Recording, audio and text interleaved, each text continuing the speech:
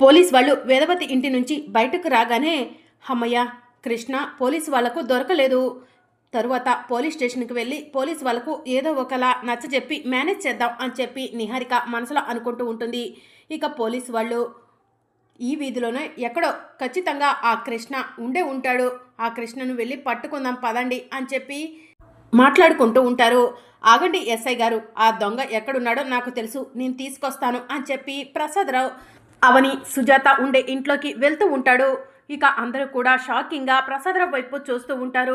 ఇక మరోవైపు కృష్ణబాబు ఒక చాటున దాక్కొని కూర్చొని ఉంటాడు. ప్రసాదరావు అవని ఇంట్లోకి సరాసరి వెళ్ళి, కృష్ణ ఇక్కడేం చేస్తున్నావు, బయటికి రా అని చెప్పి అంటూ ఉంటాడు.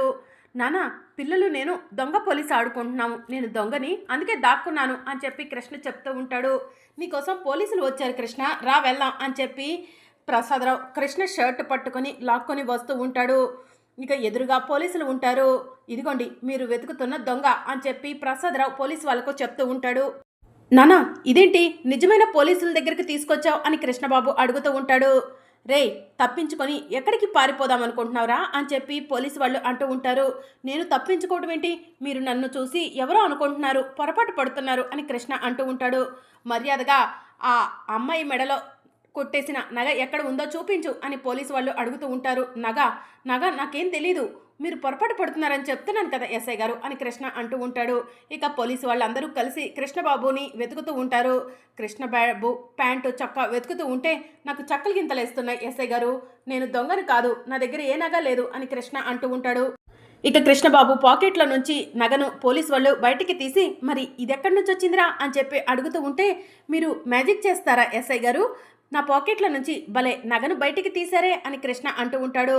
నీ వేషాలు నా దగ్గర వెయ్యకురా, నగను కొట్టేసి పారిపోయి వచ్చింది కాకుండా మాతోనే పరాశకాలు ఆడుతున్నావా అని ఎస్ఐ అంటూ ఉంటాడు. అయ్యో, మీరు పొరపాటు పడుతున్నారు, నిజంగా నేనే నగని కొట్టేయలేదు అని కృష్ణ అంటూ ఉంటే, హలో కృష్ణ గారు, మీరు రెడ్ హ్యాండెడ్గా దొరికిపోయారు, ఇప్పుడు ఎన్ని వేషాలు వేసినా ఇంకా ఏం చేయలేవరు అని పెద్దిరాజు అంటూ ఉంటాడు. ఇక పోలీసు వాళ్ళు నగను చూపిస్తూ ఉంటే కుటుంబ సభ్యులంతా కూడా షాకింగ్గా కృష్ణ వైపు చూస్తూ ఉంటారు. అమ్మా, వీళ్ళు పొరపాటు పడుతున్నారు, నేను నగను దొంగతనం చేయడం ఏంటమ్మా అని కృష్ణ అంటూ ఉంటాడు.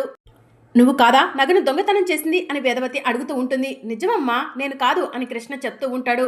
నువ్వు నగని దొంగతనం చేయలేదని నీ కూతురు మీద ప్రమాణం చేయి కృష్ణ అని వేదవతి అడుగుతూ ఉంటుంది. కృష్ణబాబు శౌర్య వైపు అలానే చూస్తూ ఉంటే ఇక వేదవతి కోపంగా కృష్ణ చెంపపై లాగిపెట్టి ఒక్కటిస్తుంది. ఇక అందరూ కూడా షాకింగ్గా వేదవతి వైపు అలానే చూస్తూ ఉంటారు.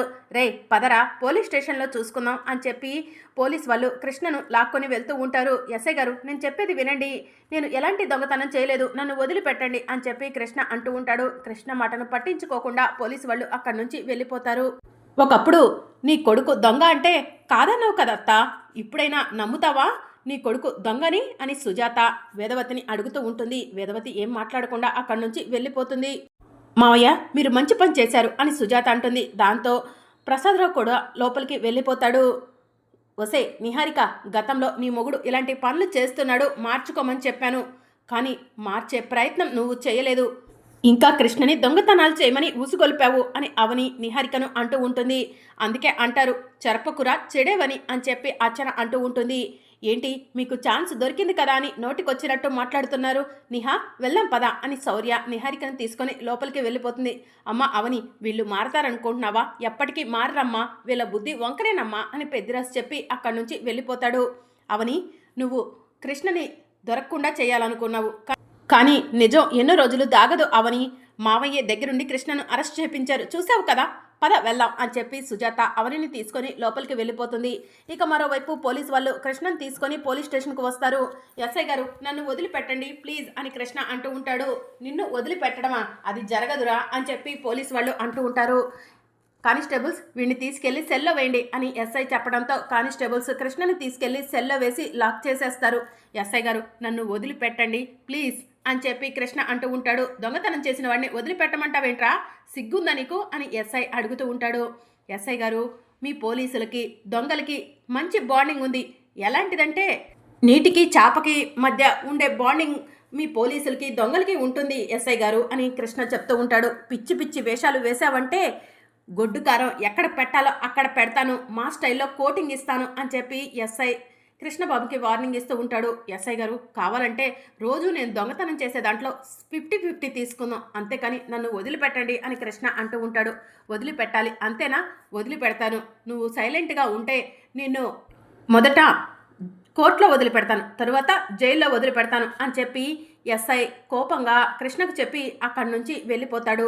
ఇక మరోవైపు మాయ ఒంటరిగా కూర్చొని నల్ల చీర కట్టుకొని పెద్ద ముగ్గుని వేసుకొని ఆ ముగ్గు ముందు కూర్చొని చేతబడి చేసేదానిలాగా ఒక పేపర్ తీసి పేపర్ని చూస్తూ ఉంటుంది. పేపర్లో అమ్మవారి కిరీటం, ముక్కు పుడక, అమ్మవారి నగలు అన్నీ కూడా కనిపిస్తూ ఉంటాయి.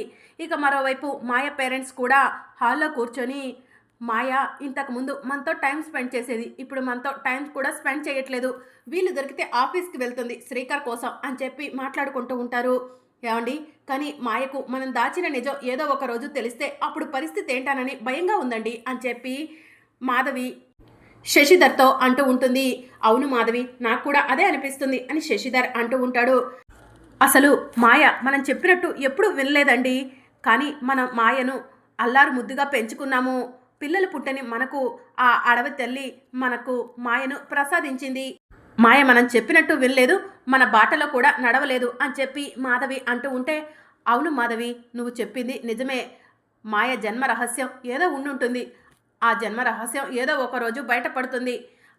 మాయ అందుకే మనం చెప్పినట్టు వినలేదేమో అని చెప్పి మాధవితో శశిధర్ అంటూ ఉంటాడు. ఇక మరోవైపు మాయ ముగ్గులో కూర్చుంటే అద్దంలో నుంచి ఒక ప్రేతాత్మ బయటికి వచ్చి, మాయా, నువ్వు తొందరగా కార్యాన్ని పూర్తి చేసుకొని అడవికి బయలుదేరాలి. అడవి తల్లి నీకు స్వాగతం పలకటం కోసం ఎదురు చూస్తుంది. అడవి బిడ్డలు నీ కోసం ఎదురు చూస్తున్నారు.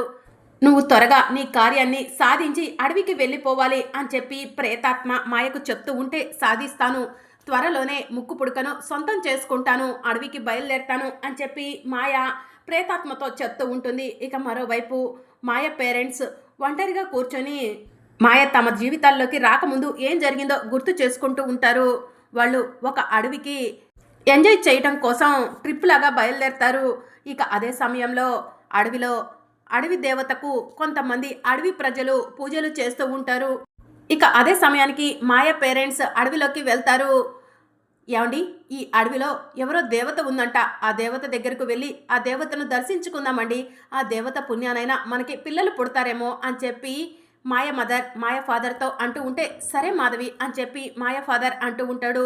ఇద్దరు కలిసి అడవిలో కొన్ని ఫొటోస్ తీసుకుంటూ అలా అడవి తల్లి దగ్గరికి వెళ్తూ ఉండగా ఒక పాప ఏడుపు వినిపిస్తూ ఉంటుంది. మాధవి, నీకు ఏదైనా పాప ఏడుపు వినిపిస్తుందా అని మాధవి హస్బెండ్ అడుగుతూ ఉంటాడు. అవునండి వినిపిస్తుంది, అటువైపు వెళ్ళి చూద్దానండి అని మాధవి శశిధర్ ఇద్దరూ కలిసి పాప ఏడుపు వినిపించే దగ్గరకు వెళ్ళి చూస్తారు. అక్కడ పాపను పడుకోబెట్టి ఉంచుతారు. పాప ఏడుస్తూ ఉంటుంది. పాపను చూసిన మాధవి శశిధర్ ఇద్దరు కూడా, ఎవరో పాపని ఇలా ఒంటరిగా వదిలేసి వెళ్ళిపోయారేంటండి, ఈ పాప తాలూకు బంధువులు ఈ చుట్టుపక్కల ఎవరైనా ఉన్నారేమో అడుగుదాం అని చెప్పి మాధవి అలాగే శశిధర్ పాపను ఎత్తుకొని, ఎవరైనా ఉన్నారా, ఇక్కడ పాపను ఎవరు వదిలేసింది అని గట్టిగా అరుస్తూ ఉంటారు. ఎవరు పలకకపోవడంతో, ఏమండి ఎవరో కావాలనే పాపని వదిలేసినట్టున్నారు, మనం అడవి దేవతను దర్శించుకుందామని వచ్చాము, కానీ అడవి దేవత మనకు పిల్లలు లేరని చెప్పి మనకు ఈ బిడ్డను ప్రసాదించినట్టు అనిపిస్తుందండి అని మాధవి అంటూ ఉంటే, అవును మాధవి, నువ్వు చెప్పింది నిజమే అని చెప్పి శశిధర్ అంటూ ఉంటాడు. పాపం తీసుకొని మనం వెళ్ళిపోదామండి, మళ్ళీ ఏదో ఒక రోజు వచ్చి అడవి దేవతను దర్శించుకుందామండి అని మాధవి చెప్తూ ఉంటుంది. సరే మాధవి అని చెప్పి శశిధర్ అంటాడు. ఇక మాధవి శశిధర్ ఇద్దరు కూడా పాపం తీసుకొని వెళ్తూ ఉంటే, అడవి దేవతకు పూజలు చేస్తున్న అడవి మనుషులు వాళ్ళను చూసి, పాప అడవి దాటి వెళ్ళిపోతుంది, 27 సంవత్సరాల తర్వాత మనకి మంచి రోజులు వస్తాయి అని చెప్పి మాట్లాడుకుంటూ ఉంటారు.